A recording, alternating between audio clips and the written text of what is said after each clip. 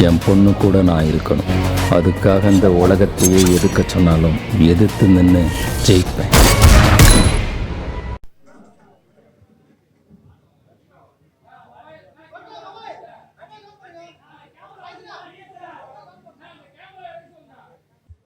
எல்லாருக்கும் வணக்கம்.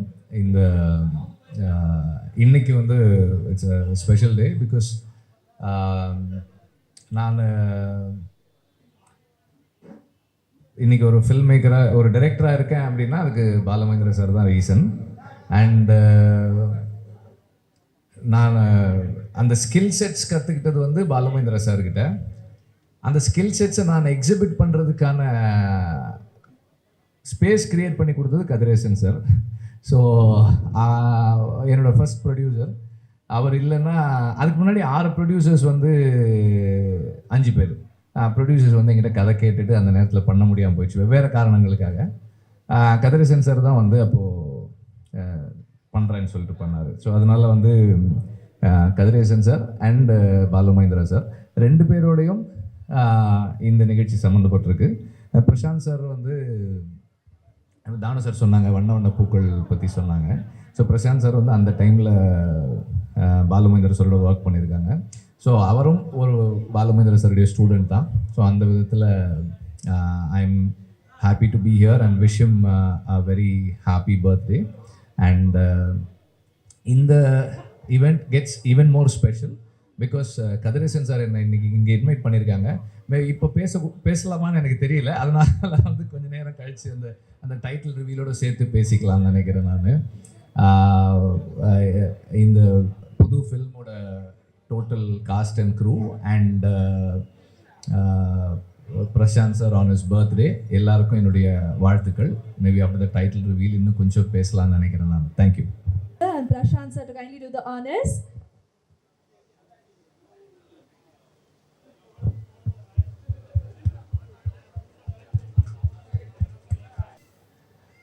அனைவருக்கும் வணக்கம்.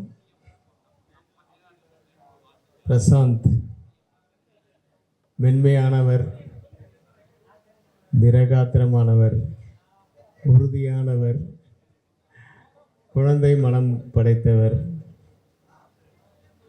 அன்பும் காதலும் நிறைய கொண்டவர். அவர் தந்தை சொல் மிக்க மந்திரம் இல்லை என்பதில் வந்து நமக்கெல்லாம் இப்படி ஒரு குழந்தை இருக்காதான்னு நம்ம எல்லாம் பொறாமப்படுற அளவுக்கு இன்றைக்கும் அப்படியே இருக்கார். அதுக்கு ஒரு சின்ன உதாரணம், அவரோட அந்தகன் படத்தில் நானும் நடிச்சிருந்தேன். அதில் நானும் பிரசாந்த் யோகி பாபு ஊர்வசி 4 பேரும் உட்காந்து சீன் சொல்லிட்டாங்க, டைலாக் கொடுத்துட்டாங்க.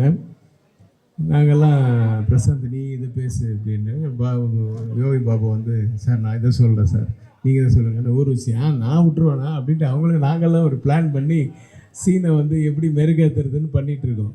பண்ணிவிட்டு ஒரு ஸ்டார்ட் கேமரா ஆக்ஷன்னாரு. நாங்கள் அதை பண்ணோம்.